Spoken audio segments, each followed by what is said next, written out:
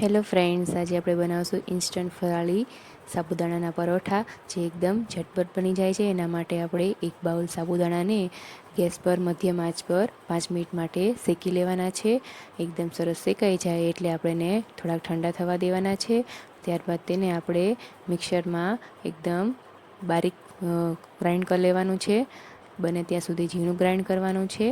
હવે તેને આપણે એક બાઉલમાં કાઢી લેવાનું છે અને તેમાં આપણે ઝીણું સમારેલું મરચું એડ કરવાનું છે અને 1 ચમચી આદુની પેસ્ટ એડ કરવાની છે અને તેમાં કોથમીર એડ કરવાની છે અને બ્લેક પેપર પાવડર, જીરું અને સ્વાદ પ્રમાણે મીઠું અથવા સિંધવ મીઠું તમે લઈ શકો છો.